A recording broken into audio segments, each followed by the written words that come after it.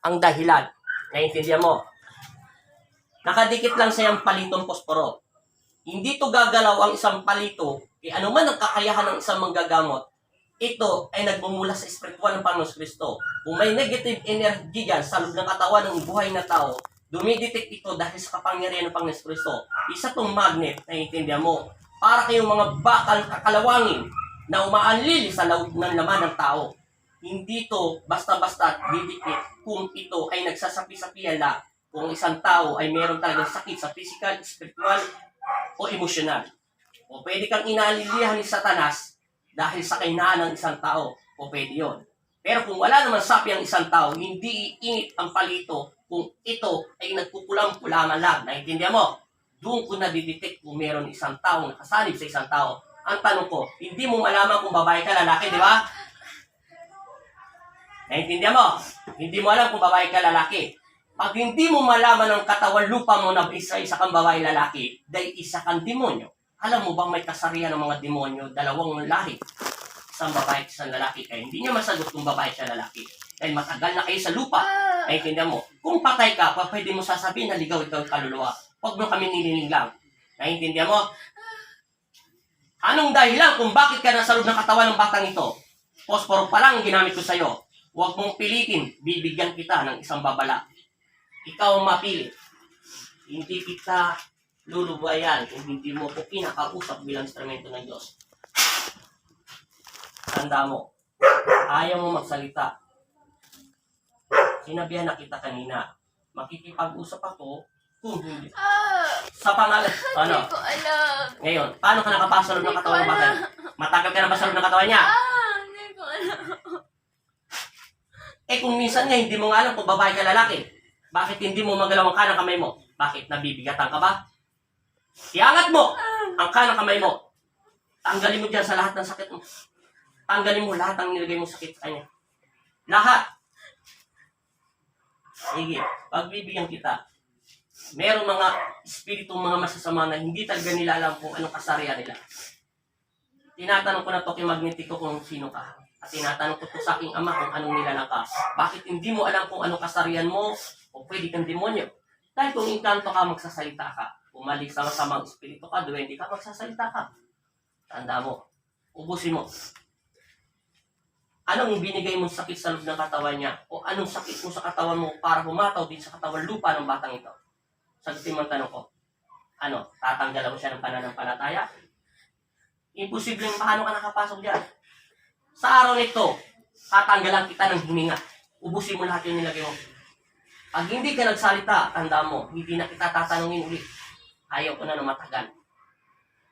Dito napapaling lang at dito nasasabi ang mga manggagamot na nagiging tanga ng dahil sa inyo. Pwede niya sabihin na ako'y kinukulang. Pwede niya sabihin na ako'y nadilihan. Dahil ang tukso ay tukso ang mga demonyo. Kasi hindi basta-basta iinit ang palito ng ganong kabilis kung wala nakasasagap siya ng energy na masama. Pwede niya sabihin na ito ay nagiging baliw-baliwala. Ito ang pinapaliwanag ko sa mga pasyente ko minsan. Sige, kalas, tubusin mo. Lahat. Tanggalin mo yung sakit niya. Hindi mo alam ha. Mama, aalamin ko lahat ang bagay sa'yo. Ubos. Pinalitan ko yung palito ng stick. Kasi nababali na yung palito ko sa kakahatak mo ng kamay mo. Ha? Sinuturan mo siya. Sige. Ubusin mo lahat. Bakit alam mo kung saan mo nilalagay ang mga sakit niya kung hindi mo alam? Lahat. Ubos! Yung pinawanan ko ang kamera ng katawan ng batang nito, parang inedit ang video, parang inedit ang picture niya. Nakapatong ang kamera doon sa katawan mo. Ibig sabihin, yung katawan lupa nito ay hindi at meron nakapasok sa isang elemento o anumang nilalang na masamang espiritu. Kung hindi mo alam ang kasarian mo, magbibigay ng detalye. Si Ella, si Angelito, si Angel, magbibigay sila ng detalye sa akin kung totoong patay ka. Pero wala silang ibinibigay. Di ba sa mga espiritu ka? Kalasin mo. Ibinibigay na sa akin ang hudya. Gusto ko magbula sa iyong bibig kung sino ka. Pero alam ko na nakikita na kita. Sige, kalas. Babalik ka pa sa loob ng katawan niya. Babalik ka pa sa loob ng katawan niya. Nangangako ka sa aking ama. Saan ka pupunta naman? Hindi mo alam. Saan ka maglalagi? Ubusin mo lahat yan. Ubusin mo. Ubusin mo lahat. Lahat.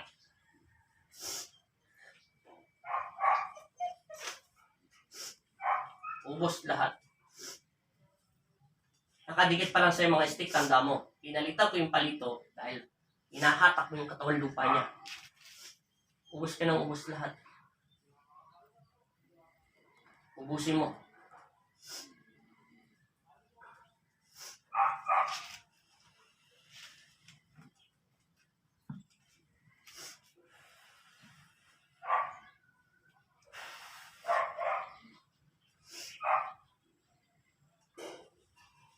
Ubusin mo lahat. Ubos. Lahat.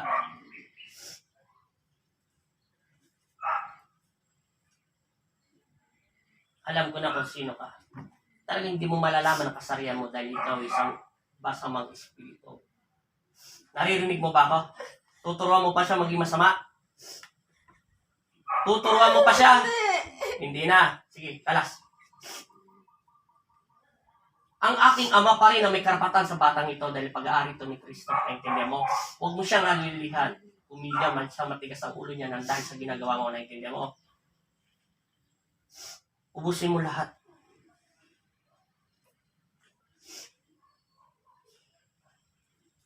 Lahat. Meron pa, wala na. Babalik ka pa.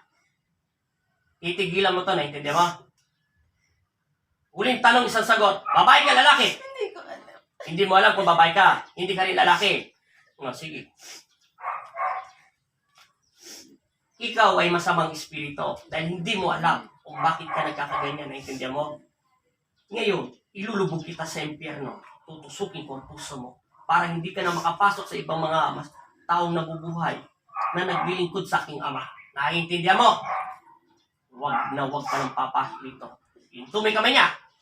Ngayon pa lang, totodasin na kita. Sa pamamagitan ng pagsamit ko sa inyong pangalan, Panginoong Hesus at ang mga Nazareno, itinataas ko ang aka ng kamay ko upang bigyan niyo po ng bisa at ito, upang makasupil ng mga masasamang espiritu at bigyan po ng kapayapaan at init sa pangalan ni Kristo. Amen. Sa pangalan ni Jesus.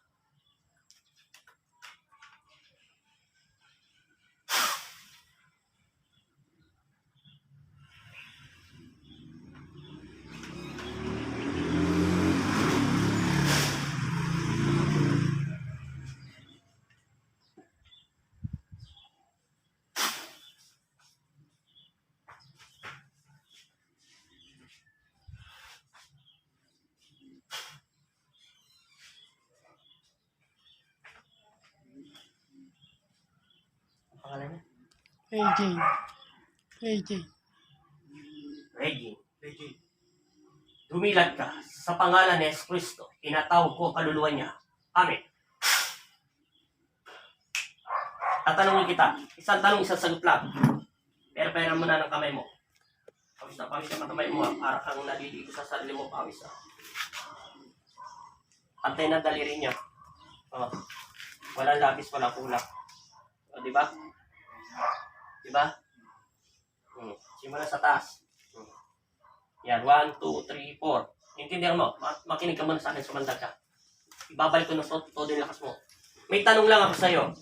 Napakasimple lang. Bakit hindi mo mabanggit ang aking ama kung naririnig mo ba kami? Tinatanong ko ang aking ama kung kilala mo. Naririnig mo ba ako? Bakit hindi mo mabanggit? Sino umuudyok sa'yo na huwag banggitin ang aking ama? Anong sabi niya sa'yo? Pero ayaw niya pabukan bibig mo. Gusto mong tawagin at gusto mong banggitin si Jesus Cristo, hindi mo mabanggit.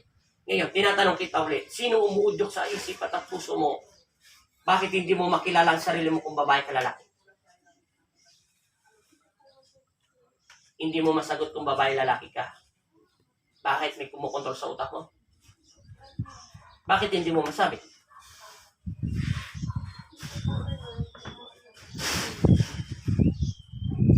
Kung babae ka lalaki? Okay lang yon. Anong lumalabas doon sa stick? Mainit ba sakit? Wala siyang inilabas na init. Naiintindihan ko na kung bakit hindi niya masagot lahat ang tinatanong ko. ito lang mapapayo ko sa'yo. Napakasimple lang. Maging totoo ka sa sarili mo. Kung sino ka.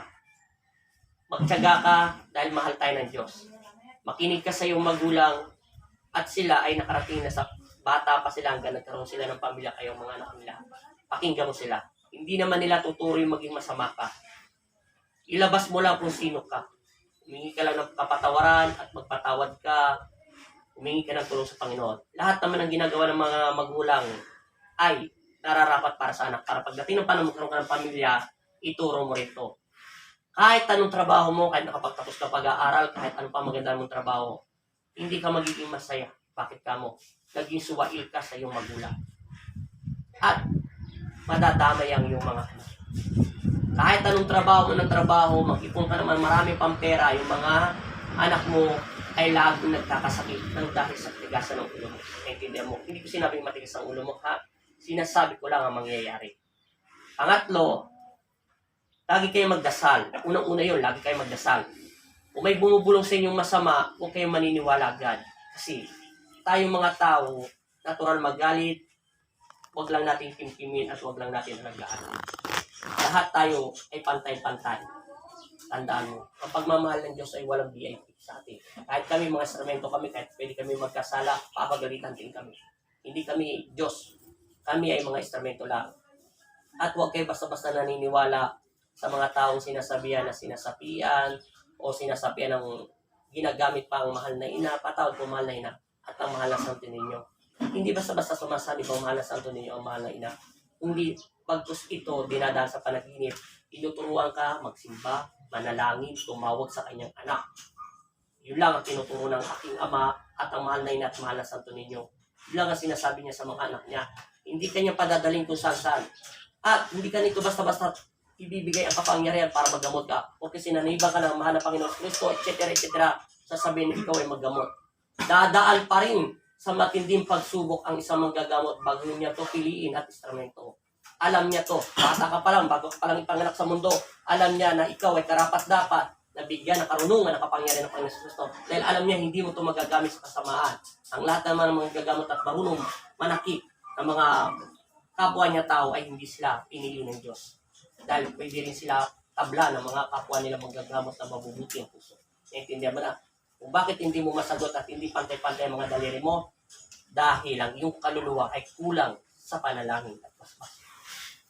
Kita mo ngayon, nagkaroon ng kulay yung mukha mo. Hindi na tulad kanina, ipapakita ko sa camera. Anong pakiramdam mo sa sarili mo ngayon? Nanginginig pang katawan mo. Kaya pa nanginginig ang katawan mo dahil hindi ko pa binabalik ang katawan lupa mo ng gusto. Naintindihan mo na? Hawakan mo lang itong rosaryo. Iinit at sasakit to, hindi ko alam kung anong ilalabas ng Panginoon. Siya pa rin. Ipagpag mo lang yung paa mo at bangkitin mo lang sa isip mo. In Jesus' name, yumuko ka lang ng konti. Sa pangalan ng Ama at ng Anak at Espiritu Santo, Amen. Ama namin, sumasalangit ka, sambahin ng ngalan mo. Baka sa amin nakarain mong sundin na loob mo dito sa lupa pa ng salangit.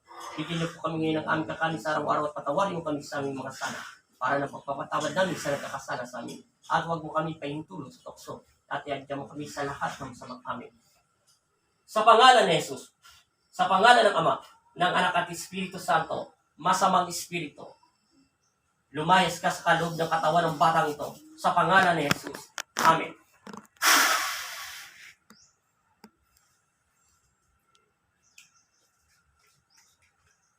Pagpagmumpa mo lang. Kunti lang. Sabi mo in Jesus' name. Sa pangalan ni Jesus. Amen. Kakaramdam mo sa sarili mo kung nanginginig ka pa. Hindi ka na nanginginig. Wala rin parang malamig sa katawan mo. Nawala na.